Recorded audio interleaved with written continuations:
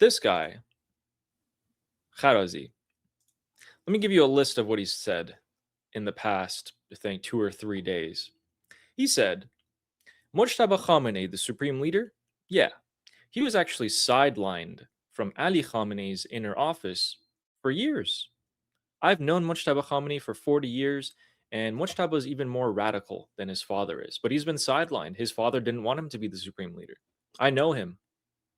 Hejazi, the head of the central bank of Iran, the chief financial donkey, yeah, that guy, he's just a power broker for a Hejazi? corrupt, yeah, Hejazi Hejazi is not. Hejazi or is the Hemmati, sorry, manager of.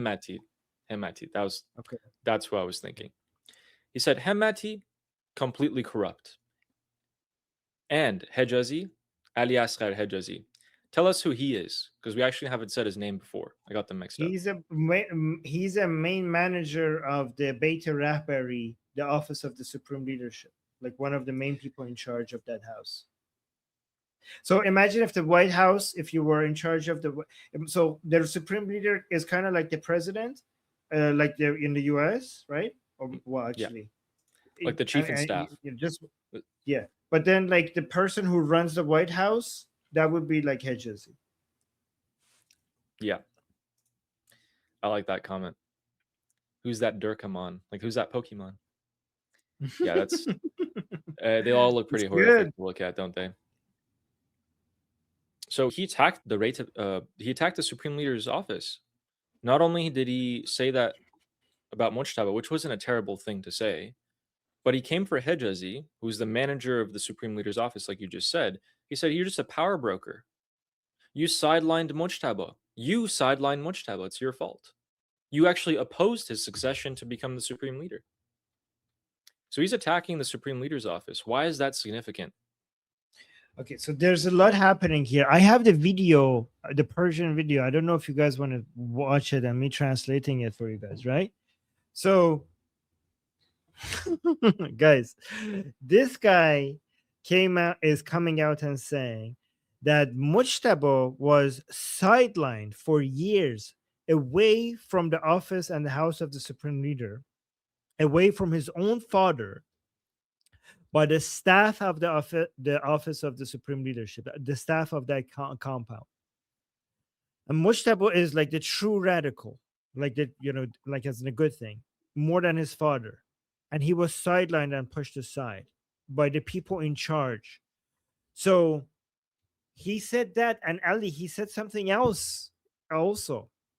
He said not only that, Merendi is the person who got Ali Khamenei to pick Pezeshkian as the president. Let me actually write these down because I need to make sure that I have go a list. over all of this with you. I have a list. I'll just go through the list quickly for you. Okay. So that's what he said about Hejazi. Okay. He said, you opposed Mujtaba. You, supreme leader's office, didn't want Mujtaba to be supreme leader. Then he called out Pezeshkian. He said, Pezeshkian is clueless. He blames Pezeshkian on regime insiders, like we'll say in a second. And he said that Pezeshkian's not going to be able to survive until the end of his term. Like, he's going to be cast aside. He attacked Ghalibaf. He said Ghalibaf knows nothing about Islam, quote unquote, knows nothing about Islam. Ghalibaf's been coming out and trying to appeal to these religious durkas. This guy sees right through Ghalibaf's actions. He's calling him out for it publicly. Then he talks about Marandi. And he says, Marandi, by the way, this is Chadandi Marandi's father, who was the chief physician to Ali Khamenei. He was his personal doctor. He's saying, yeah, that guy, that's the reason why we have Pezeshkian. Marandi forced Ali Khamenei to pick Pezeshkian. Then we have Haghanian. Sorry, go on. No, you go ahead. Then the last one, when he called out specific people, is Haghanian. He says, yeah, Haghanian is actually linked to the CIA. He's working with the Americans, etc., etc. So his stance is generally, why are we calling it an Islamic Republic? Why are we calling it a republic? We just should be the Islamic State. We should just be the Islamic government. There's no republic anywhere. Yeah. Those are the things that happened. That doesn't explain what happened. Like that doesn't explain why all of this happened. Like I don't. I Yeah, I think. was gonna say what he did, and then you're gonna tell us why. Yeah. So guys, let me know if you want me to go, because this requires some explanations, right? Let me know if you want me to go to the details of this in the chat, like the what is happening behind the scenes here. And I'm going to tell you why this is so interesting to me, is because this is something that we, on the Persian channel, I have been telling this to our audience that this is going to be happening exactly as this man is explaining it. And during my live stream on the Persian chat, people in the chat were like, what the hell? Like it's so interesting how it's going exactly like we predicted. But let me tell you what's happening here, right? This is a continuation of something that we have already seen before, and now it's escalating. So I'm so excited to tell you about this. I don't even know where to start, right? So I can interview you about it. No, I got this. Okay. So, thank you, But guys, this Kharrazi guy, this is not just a random guy. So we might be hearing about him now, but he's family with Mujtaba, right? He's close family with Mujtaba. And he's like, they were buddies with Mujtaba. Okay. So I'll tell you what happened recently, and then I'll tell you what has happened in the past couple of years that led to this, right? The day before he came out and said the things that Ali just read to you, so bear with me, guys, okay? He came out and said that Pezeshkian, he keeps trying to control Mujtaba, the supreme leader, by threatening resignation. And he forced Mujtaba Khamenei to do what Pezeshkian wanted regarding the negotiations with the Americans and signing the MOU by threatening Mujtaba that I will resign if you don't do this. And then he announced that now Mujtaba is making it clear that the next time Pezeshkian tries to resign, offers resignations, they're just going to accept it and let him resign. After he said that, both Pezeshkian, in the speech that we showed you, came out and denied that, said that's fake news. That never happened. But also, the office of the supreme leadership also came out and denied that against Kharrazi. The office of the supreme leadership against Kharrazi. So then Kharrazi came after and he said, sure, you say that did not happen. I hope you, office of the supreme leadership, keep that statement out there. We will see who's telling the truth. So let me tell you what's happening here. What's happening is when Ali Khamenei was alive, we predicted that the Islamic jihadi-minded Iranians who are pro the regime, they're going to get more and more frustrated with the regime to the point that they're going to turn against the regime. And there was the initial phase of this turning against the regime was them separating Ali Khamenei from the rest of the regime. Ali Khamenei and the supreme leadership, the institution of the supreme leadership, separate that from the rest of the regime. So, meaning what? Meaning that these people will continue to get frustrated with the Islamic Republic because of lack of enforcement of hijab laws, lack of meaningful response to the Americans, lack of meaningful response to the Israelis, and low number of executions in their, compared to what they want. These things will make them more and more frustrated. But the way that they will maintain a pro-regime appearance while at the same time attacking the regime would be that they will come out and say that they are loyal and have faith in the supreme leadership, but they are against the officials of the Islamic Republic. And it's Ali Khamenei and the institution of the supreme leadership that they have faith in.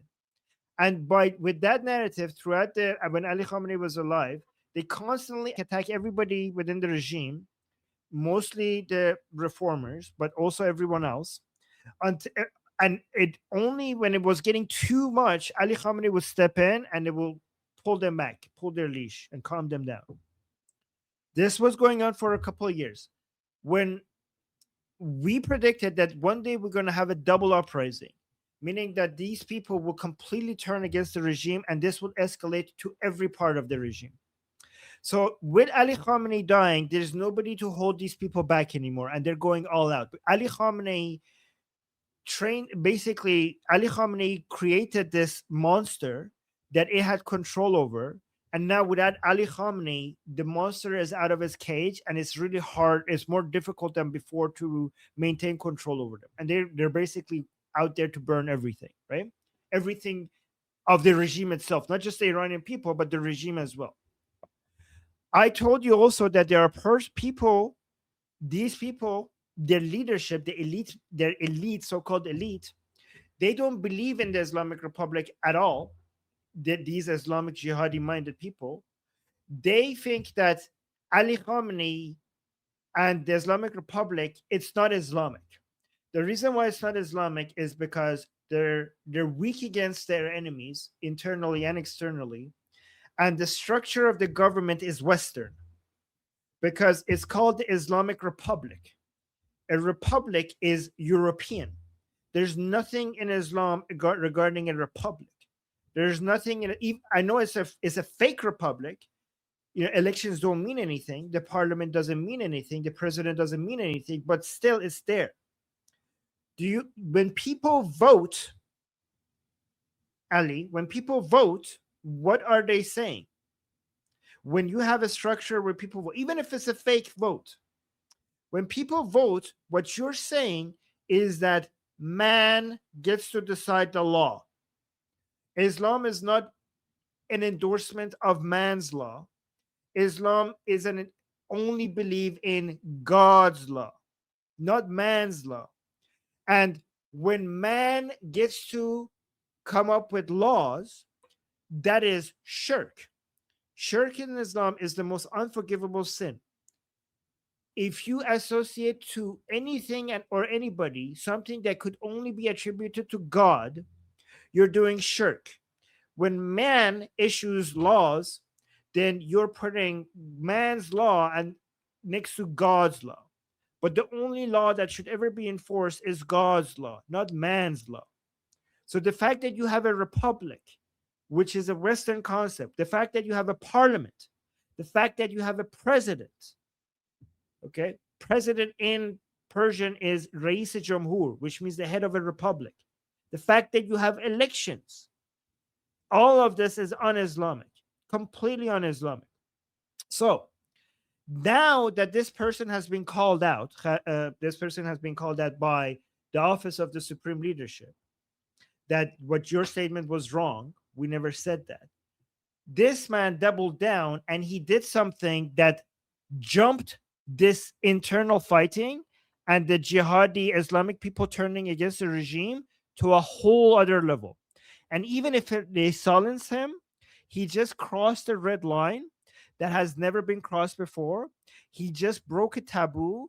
That means that now so many other people are going to dare talk about what he just talked about. He just came out and said the quiet part out loud. What we have been suspecting and been telling people that these people want, instead of an Islamic Republic, just Hukumat Islami, not Jamhuri Islami, which means Islamic Republic. They want Hukumat Islami, which means Islamic rule, not Islamic Republic, Islamic rule. He said exactly the words that I have been using without any of these people ever mentioning it. I said, so for so many years, these people don't want an Islamic Republic. They want Islamic rule. They want Hukumat Islami without the word republic mentioned. And this man said this. He's in that speech. He specifically said that we need to go through a transition where the Islamic Republic is over and we have Islamic rule instead of Islamic Republic. And the reason why he's targeting Pezeshkian is because the president is Rais-e-Jamhur, the head of the republic. the symbol of the Islamic Republic being a so-called republic. He's calling him clueless. He's calling him somebody he doesn't understand anything. And he says that the only reason why Khamenei made him president, which is a confirmation that the elections are a joke, right? He admitted, he said Ali Khamenei made him a president. So, guys, if anybody was under the impression that the election, the vote of the people in Iran chooses this president, this man himself admits that, like everybody knows, Ali Khamenei picked the president and the elections are a joke. And he said the only reason why Khamenei picked Pezeshkian as president was because Marandi, you guys know the name Marandi. You guys remember Marandi? Muhammad Marandi, the guy that is on Piers Morgan all the time, speaking on behalf of the Islamic Republic. Marandi. That guy, Muhammad Marandi's father, is the physician, was the physician of Ali Khamenei. He says that man, the father of Muhammad Marandi, the guy that is on Piers Morgan all the time, his father, who was a physician of Ali Khamenei, he convinced Pezeshkian to be convinced Ali Khamenei for Pezeshkian to be president. And then not only that, he mentioned two other people, Haqqanian and what's the other guy? Hijazi. Yes, Hijazi. The manager of the Beyt Rahbari, the Office of Supreme Leadership. He said that Haqqanian was a Zionist and CIA spy. And this the leader, the manager of the Beyt Rahbari, he's the one who's keeping Mujtaba out of the Beyt Rahbari, out of the Office of Supreme Leadership. What he's saying is that the Beyt Rahbari, all the people around Ali Khamenei when he was arrived, were compromised, were all representing the Americans and the Israelis. So Ali Khamenei, which is the supreme leader, we're not against him, but the entire office of the supreme leadership was with the Israelis and Americans, and they were making moves to make Ali Khamenei make decisions that prepares the groundwork for a coup d'etat, right? And all of this is possible because the Islamic Republic is a republic. It has that structure. That the fact that it's a republic provides all of these ways for the enemies of the regime to infiltrate, to bring in their spies and make un-Islamic decisions. Why is this a continuation of what I said before at the beginning? Let me connect it to what I said earlier. I said earlier that for the past couple of years, what they had done is that they made Ali Khamenei and the Office of the Supreme Leadership separate, that institution separate from the rest of the regime, to attack the rest of the regime for all those four things that they're angry of, but keep the Supreme Leadership safe from all that attack. Like, oh, we love the Supreme Leadership. It's the other officials of the Islamic Republic that are bad. Now we're escalating. We're going one step up. We're now even separating the Office of the Supreme Leadership from the Supreme Leader. And now the office of the Supreme Leadership is also being attacked. You see, like the only thing left would be the Supreme Leader. So these are the Paidari camp people. These are the ideological pressure camp people. And they're removing the layers of the Islamic Republic layer by layer. This man is pretending that he's in support of the Khamenei family. He is not. The supreme leader that they want is not Khamenei. They don't consider the Khamenei family to be a proper leader. They want somebody like Mir Bagheri to be the supreme leader. But they can't go after the Khamenei family because he's too holy and sacred. But they're peeling it layer by layer. First, all of the officials of the Islamic Republic. You get closer to the supreme leader. Now that layer has been removed. The sacredness of that layer has been removed. Then you go remove one layer more. Not the supreme leader himself, but the office of the supreme leadership. You keep the supreme leader safe, but you accuse everybody else other than the supreme leader as spies and Zionists and with the enemy, or at least people who are clueless, who don't understand anything. So some of them would be accused of spies, being spies of Zionists. The other ones would be accused of being non-Islamic, being people who do not understand Islam, like people who are ruling over you, who are not who don't understand Islam, like people like Pezeshkian, like Ghalibaf. Like maybe it's too much to call them traitors. I'll just call Haqqanian a traitor just to, get my foot in by calling everybody else a traitor. But that is maybe it's too much to call like Ghalibaf a traitor, but clueless. Pezeshkian and Ghalibaf, at least clueless. The best you could say about is clueless. But believe it that they would want to go, if these people are given the chance, they will go all out and eventually go against the supreme leader himself as well. And I think if you listen to that video, Ali, I think he also attacked the supreme leader indirectly without saying it. He acted like he's saying all of these things in favor of Ali Khamenei and Mujtaba Khamenei. But if you listen to it carefully, he's making it seem as if these people are gullible idiots that listen to anybody around them that is giving them bad information, right? Like, if you listen to it, you should be asking yourself, like, okay, you have Zionists and CIA agents in the Office of Supreme Leadership giving bad advice to Ali Khamenei. Why is he listening to them? Here's a question. If you are Na'ib Imam Zaman, which means the representative of the Mahdi on earth, that means you have access to the Mahdi for consultation. It means the Mahdi makes himself available to you for guidance. Why would you be listening to these other people? Why would you be listening to Marandi telling you that Pezeshkian should be the president when you have the Mahdi giving you advice on what to do, right? Maybe you're not Naib Imam Zaman. Maybe you do not have access to the Mahdi.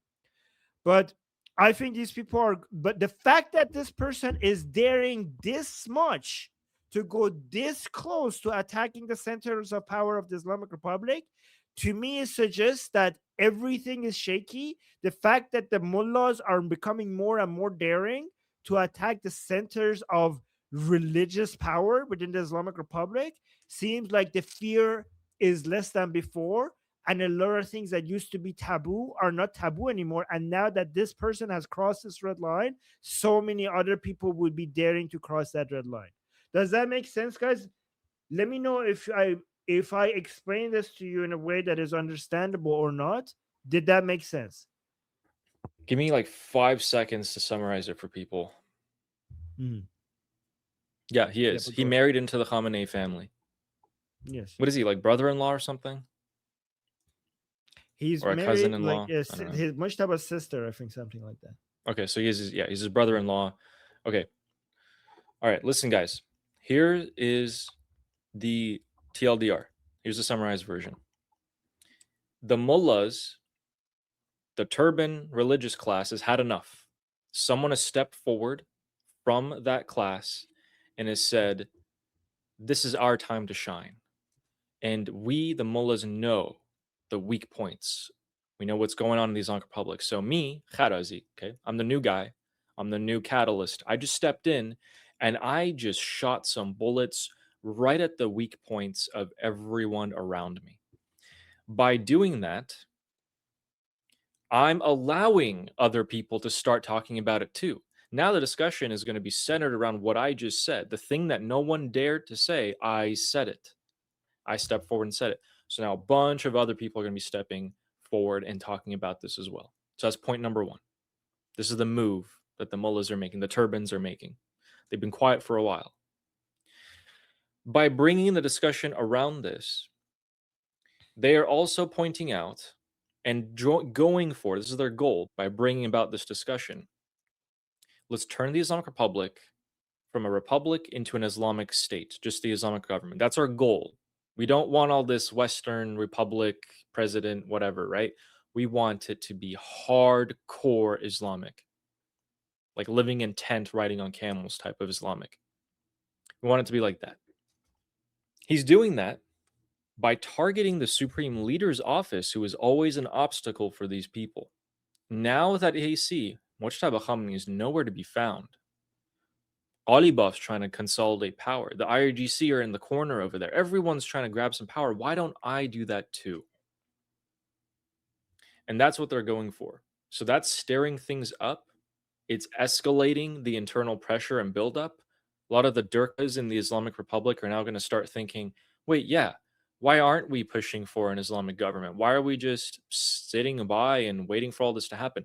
Let's get into the fray. Let's get involved here. One more figure has been unlocked. I think I missed something. I'm trying to figure out what it was. This comes as a opponent to Ghalibaf. This is a Ghalibaf opponent. He's going to represent a lot of the Durkas here. So I'm actually going to wait and see. I don't think this person can be convinced to be turned over to Ghalibaf's side. Well, Ali, this is more than anti-Ghalibaf. This guy is anti-everything. Like this He's guy anti-Islamic basically, Republic. yes, like he went like all the way. Like there's some people here, like some jihadi Durka people are like, okay, let's go after. Like some people are like, oh, Ghalibaf is too far.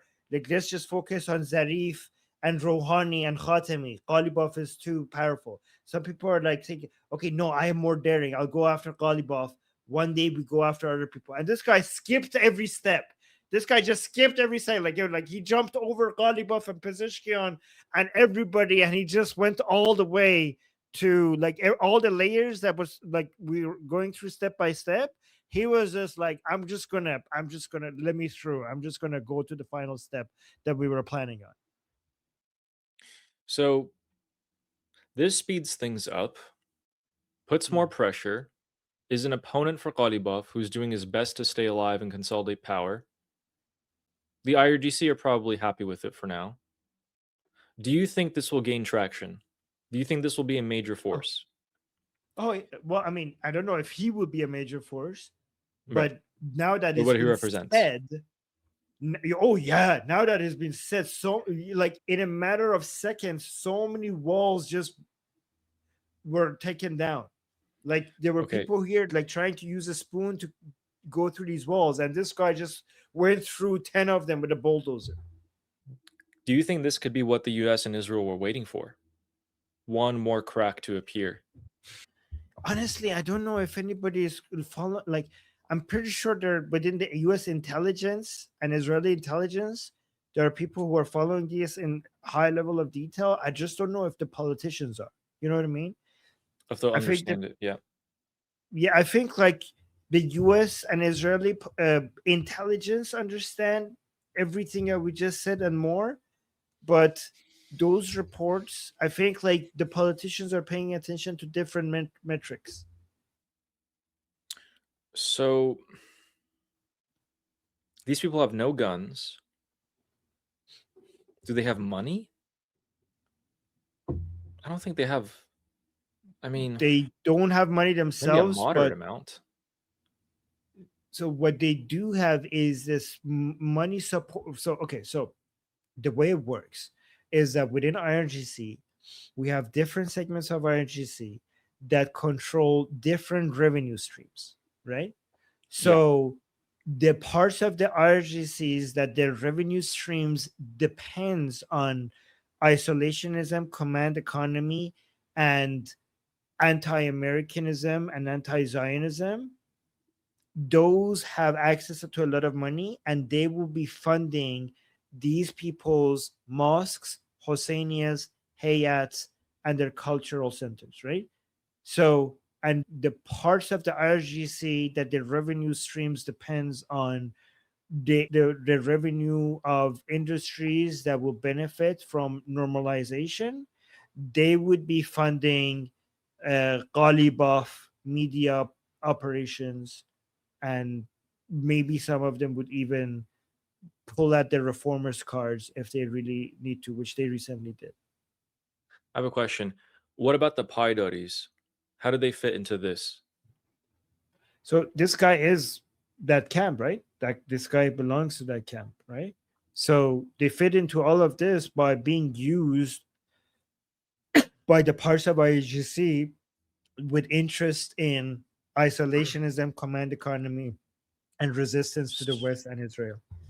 So, right after this, now that he's attacked the Supreme Leader's office and all the Republic figures in the Islamic Republic, isn't he now going to start talking about revenge? Or is he more of a, hey, let's just retreat for a bit, force this change to the Islamic government.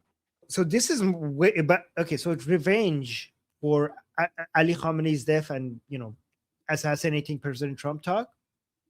That's a more of an immediate short-term focus of the Paidari associated camp people. Okay, this guy came out and revealed the long-term plan of all of this.